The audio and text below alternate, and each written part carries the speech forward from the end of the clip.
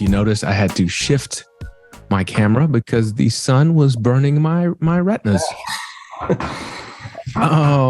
Group E for eyes is Spain, Costa Rica, Germany, and Japan. What are we looking at here? Okay, so as a casual soccer fan, have you heard the term group of death before? I have. Okay. So every World Cup, every time they draw the teams out and put them in groups, the immediate topic of conversation is who is the group of death? I don't think there is one this year, which is the only time in my life I can remember that happening. But if there is a group of death, it's definitely this one. So I would define a group of death as there are three extremely good teams in it. One of them is getting knocked out. So, obviously only two teams advance. There's a third team that in any other World Cup they would be advancing. They're not going to get to. That's not really the case with this group. Germany and Spain are definitely the best teams. I think those are the ones that are going to advance. But the fact that you have two teams that good in the same group, I think has to make this one the group of death this year. Like the Western Conference back in the day in the NBA, where someone they were going to win 48 games and not make the playoffs. Yeah, exactly. Yeah. So we're going to talk about Spain first. So Spain is kind of my dark horses pick to win the World Cup. I'm going to have a little bit of money on them at that 8.5 to 1 odds to win the World Cup. They're the fifth favorite. And so the story with them, historically, as you could guess, Spain is one of the best countries in the history of soccer. They won the 2010 World Cup and they won the Euros on either side of that. So that World Cup team from that era is probably the best World Cup team of all time. They played a very distinctive style of soccer. It's called tiki-taka, which just means pass, pass, pass. Basically, they just possessed the ball. It was like the Four Corners, North Carolina back in the day before they had a shot clock. They'd score one, even against the bad teams, they'd only score one goal, but that's all they needed because they just kept the ball from you the whole time. Every single player on the field, just an elite dribbler and passer, you just could not get the ball off of them. So it's kind of a somewhat boring style of play, but it was a beautiful style of play. I was going to say this sounds awful, but yeah. So basically we have had a changing of the guard. Just about every single one of those players from that era is gone. That style of play is gone. They have a new coach, Luis Enrique, who Barcelona, who I mentioned earlier, the great Spanish team, they played that style of play too to mirror the national team. He coached Barcelona. He said, we're done with this shit. We're attacking. I don't care if you lose possession. We're trying to score. He now coaches the national team. He's got them playing the same way. They play up and down. They play extremely fast. They're risky. They're brave. And I love it. The last Euros, they got beat on penalties in the semifinals, but they were the best. To me, just my eyes told me this is the best team at the Euros. I went into that. I looked at the roster before the Euros started, and I didn't even recognize hardly anybody. And so I didn't expect too much out of them. And then they just opened my eyes wide open. They just jammed it down team's throat. They looked like they were going to score every second of every game they played in. So I'm extremely impressed with this team. The players I'm going to tell you, I've got a few players to tell you to look out for here. Their best player is probably Pedri. He's an attacking midfielder, wing type player for Barcelona. He's 19 years old, and he's still going to be one of the best players at this World Cup. Torres, a 22-year-old winger. He plays for Man City, the best club team in the world right now. Another young, exciting attacking player. It's fun to watch. And just to inject a slight bit of boringness in here, I'm going to say their other best player is Aymeric Laporte. He is a center back. So I'm saying that to say they're not all attack. They do have skilled players at the back too. They can defend. So again, this is my sleeper kind of pick to win the whole thing. Been very, very impressed with this team. So because you mentioned this kid being good, even though he's 19, you've mentioned someone my age being near death. what's like the ideal age for a soccer player, like to be in their prime? So that's a really good question because it's different than a lot of sports, I guess, because with soccer, there's so much running, so much pressure on your knees, I guess. By the time you're like 32, you're about done, honestly. I can confirm. All these, so all these players I've talked about, I've said this guy's 34. He's at the end of his career. I mean, baseball, he's just getting started. But except for goalkeeper, you see goalkeepers playing because they don't have to move. They'll play into their late 30s. But yeah, I would say your prime 25 is probably when you're kind of at the peak of your powers because you're still young enough that you're physically able to do it. But after about 28, 29, you're getting old, honestly, in soccer. So yeah, these kids for Spain, I mean, they're even below that, most of these guys. So, but that makes them fun to watch. Like I said, they're going to be one of the funnest teams to watch here, and I think they've got a chance to win it all. Probably the next World Cup too. Yeah, the next 2 or 3. Yeah. So next, I'm gonna look at Germany. So as I was doing research, I was just fascinated by this. Everything I just told you about Spain, the changing of the guard, young players on the rise, the exact same story applies to Germany. So they won the 2014 World Cup, which was the World Cup after Spain won theirs. All of those legendary German players for that era, most of them anyway, are gone. It's all young players on this German team. Their best player is a 19-year-old attacking midfielder also, Jamal Musiala. He plays for Bayern. Everything I said about Pedri kind of applies to him. Attacking midfielder, winger type, going to be all over the place, high energy, scores a lot. And he plays for Bayern, who is the best team in Germany. Pedri plays for Barca, who's one of the best teams in Spain that usually most of their players play for the national team. Bayern's the version of that in Germany. So it's just extremely similar teams. It's odd how that happened. So Germany, to differentiate them a little bit from Spain, they have not been looking as good just to the eye test lately. The 2018 World Cup, they looked horrible. The Euros, they got beat 2-0 by England very early. However, they're going to have a lot of young attacking players like Spain, so they're going to be dangerous at this one as well. And in addition to Musiala, I'd tell you to look out for Joshua Kimmich. He's a defensive midfielder type, great passer. And Manuel Neuer, goalkeeper, one of the best keepers at this tournament. He's got 42 probably now. He's old. He was on that World Cup winning team from Germany that I mentioned earlier. He's just a legend. He's like the Messi of goalkeepers. He's probably the best all-time goalkeeper. So definitely keep an eye on him. I would have lost a lot of money on, I never would have guessed Jamal would be leading Germany. Yeah, he's actually English. He grew up in England. He played for England's youth team. So I guess he had a German parent or something that allowed him to qualify for Germany. And then at the last minute, he switched and he's playing for Germany now. So he wasn't goofy looking enough. So they're like, you got to go. Yeah, right. So, the idea that like 5 years ago, even that would have been unheard of to think that a player would say, man, there's too many good players here in England. I got to go to Germany. It used to be the exact opposite, so, but he's turned out to be good enough to play anywhere. He's a legit superstar. So next, let's talk about Japan. So the rap on them historically is they're extremely skilled, very good dribblers, very good passers, play very good tactically, but they're just not physical enough. They always every World Cup, they look good. They look like they know what they're doing. They're impressive for a time, but then they run into a team that's just too big and strong and they just get bullied off the field. That is very likely what's going to happen again this World Cup. They've got a solid roster. It's not a lot of guys you've heard of necessarily, but they got a lot of players playing in Germany, which is probably the third best league in the world. So they've got solid, battle-tested players.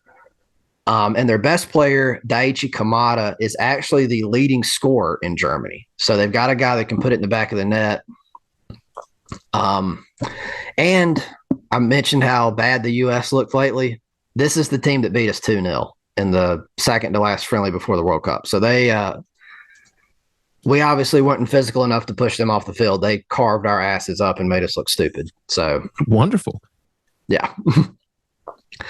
And finally, Costa Rica. So they are in the same qualifying division as the USA, CONCACAF, one of the easiest ones in the world to qualify in, which is why it's even more embarrassing. We missed the World Cup last time.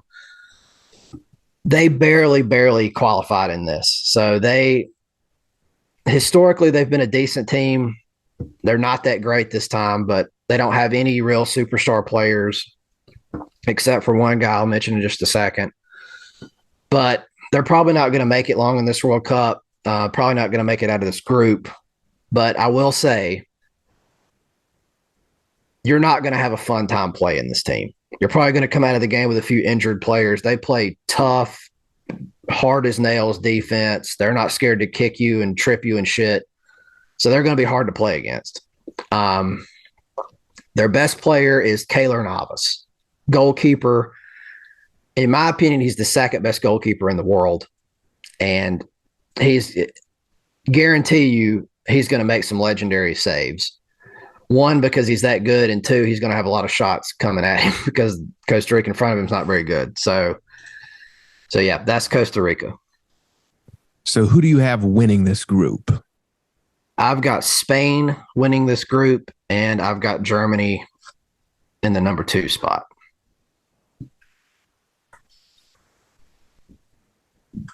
Sweet. All right. Moving on to Group F. This is an interesting group. Belgium, Canada, Morocco, and Croatia. Yeah. So Belgium is a very interesting story here. So Belgium is a country like about the size of South Carolina, I think like 5 million people. And yet this last generation, they have produced just ungodly amount of talent in soccer. Every position, if you look at the last World Cup, just loaded, just absolutely loaded. Like it's unbelievable that this many good players come out of such a small country. Yet they've never quite achieved like you think they would based on that talent. So they're the 9th favorite to win this current World Cup, the 16-1 odds. I'm going to throw a little bit of money on them at that. It's 16-1 there. Probably throw $10 on it to try to win 160 because they've still got all of those players. They are still big names at every position. They're all old because we're at the tail and the end of that great generation of players, but they're still there. The closest they come was in the last World Cup. They lost to, or they beat Brazil 2-1 and then lost to France 1-0 in the semifinals. And like we said, France went on to win it. So there's no shame in that. They had a great World Cup. They finished 3rd. But that's the closest they've come with all this just proliferation of talent. That's the closest they've made it. So they've been a little bit of a disappointment. So let's look at some of their players to look out for. Their center back pairing used to be the best in the world, Jan Vertonghen and Toby Alderweireld. They played on the same club team together, played on the national team together, but now they're 34 and 35 years old. So they're not what they used to be. But still, they're still loaded with talent. Like I said, I just mentioned the second best goalkeeper in the world. The best goalkeeper in the world is right here. Thibaut Courtois plays for Real Madrid, 6'7". Damn. Cat-like reflexes. Yeah, definitely the best keeper in the world. Romelu Lukaku, huge physical striker, fast, just can shove you out of his way and score. Eden Hazard, winger, he's getting a little long in the tooth, but I don't think I've ever used that phrase before. He's still there, and the best player on this team, and if I had to pick a single player aside from Messi, I guess, to say you need to watch, Kevin De Bruyne. He's 31, so he's getting a little old too, but he hasn't shown an ounce of sign of slowing down. He is just so fun to watch. He is a center midfielder, and I almost want to make the Jason Kidd reference again because he's such a good passer. He finds just open people that like there's no way anybody else could see. He's unbelievable vision, unbelievable passer, unbelievable dribbler. Can shoot with both feet, left foot, right foot. Can score from far out. And that's why I didn't want to make the Jason Kidd reference because he can score too. I mean, he literally does it all. So yeah, he's one of my favorite players. I hope they last a long time just because I want to see him play a lot. So is it rare for a guy to be able to score with both feet? I'm guessing. Yeah, kind of. I mean, you think if you went out in the yard and kicked the ball right now, you're going to kick it with your right foot. 100% of the time. Yeah.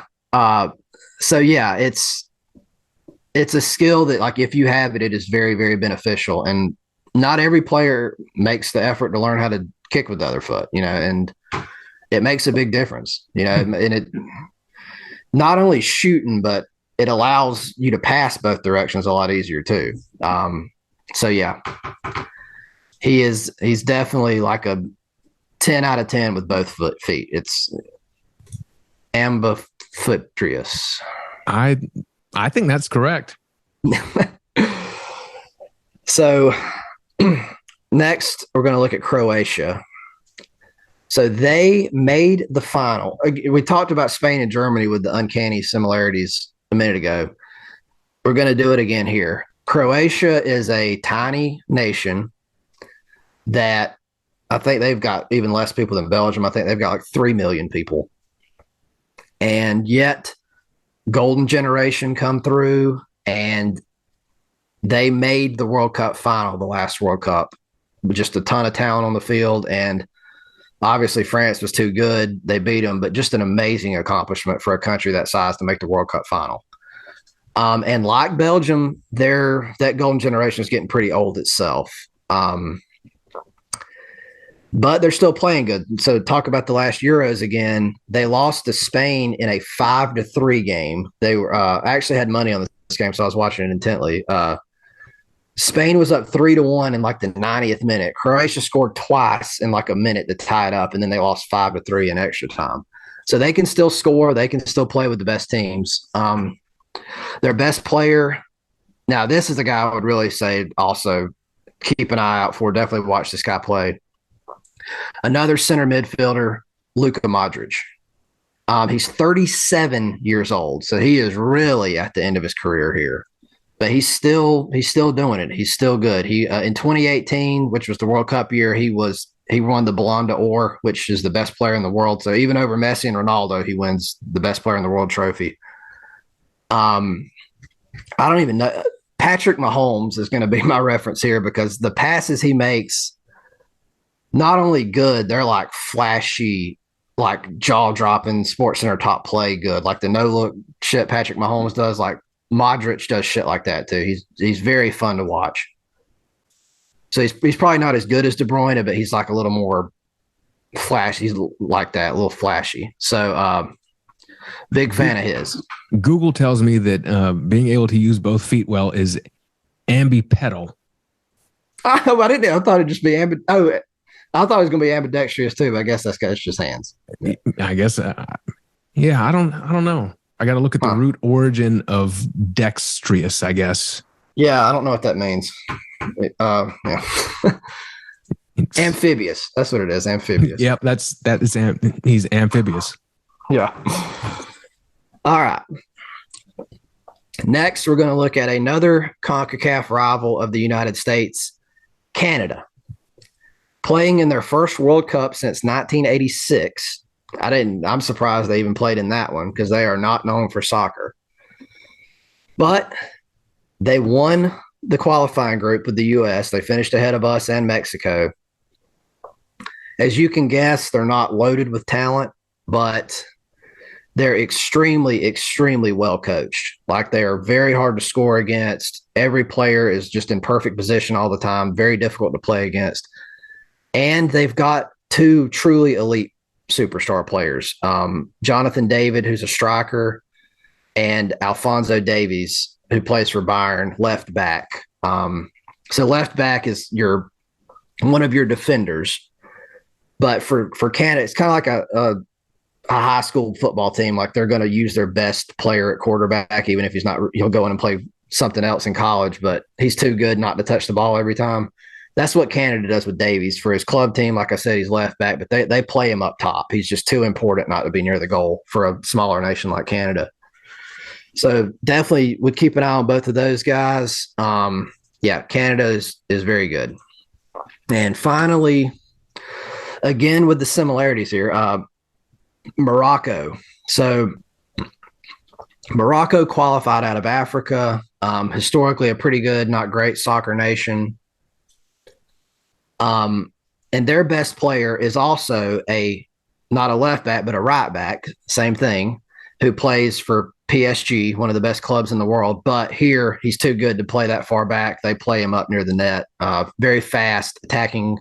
For Morocco, he'll be an attacking player. So Hakimi is his name. And that's who to look out for Morocco. Group F winner. I'm going to go Belgium to win the group. And not Croatia. I'm going Canada to finish second. I think Canada is I think Canada is, like I said, I think they're very well coached and they got superstars at key positions. And I think Croatia is just a little old. So I'm going to pick Canada in a mild upset to advance here. That is, wow. Steve Nash is smiling somewhere because he doesn't have a job right now. That's right. And I was thinking, if I was from Belgium, I don't know if anybody's done this. Maybe you let me know. I think my nickname would be Belgian Chocolate. That's good. That's very good. I'm not, so I'll never get to use that. But if I was, that would be it.